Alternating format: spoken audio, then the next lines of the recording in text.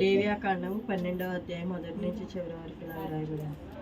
మరియు యెహోవా మోషేకి ఇలాగ సెలవిచ్చాను, నీవు ఇశ్రాయేలుతో ఇట్లను, ఒక స్త్రీ గర్భవతి మగపిల్లను కనిన ఎడల ఆమె 7 దినములు పురిటాలై ఉండవలను.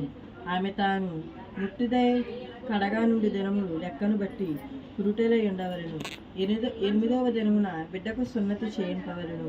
ఆమె తన రక్తశుద్ధి కొరకు 33 దినముల నుండి తన రక్తశుద్ధి దినములు సంపూర్ణమగు వరకు ఆమె పరిశుద్ధమైన దేనినైనా ముట్టకూడదు, పరిశుద్ధ స్థలంలో ప్రవేశింపకూడదు.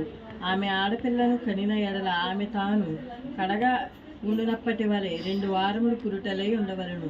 ఆమె తన రక్తశుద్ధి కొరకు 66 దినములు కడగా ఉండవలను. కుమారుని కొరకే గాని కుమార్తె కొరకే గాని ఆమె శుద్ధి దినములు సంపూర్తి అయిన తరువాత ఆమె దహన బలిగా 1 ఏడాది గొర్రెపిల్లను, పాప పరిహారార్థ బలిగా 1 పావురపు పిల్లనైనను, తెల్లగువ్వనైనను ప్రత్యక్షపు గుడారం యొక్క ద్వారములకు యాజకుని ఎద్దుకు తీసుకుని రావలను. అతడు యెహోవా సన్నిధిని దాన్ని అర్పించి ఆమె నిమిత్తము ప్రాయచిత్తము చేయగా ఆమె రక్తస్రావ విషయమై ఆమె పవిత్రపరచబడును.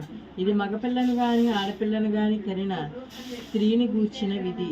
ఆమె గొర్రెపిల్లను తేజాలని ఎడల ఆమె 2 తెల్ల గువ్వలనైనను 2 పావురపు పిల్లలనైనను దహన బలిగా, ఒకదాన్ని పాప పరిహారార్థ బలిగా, ఒకదాన్ని తీసుకుని రావలను.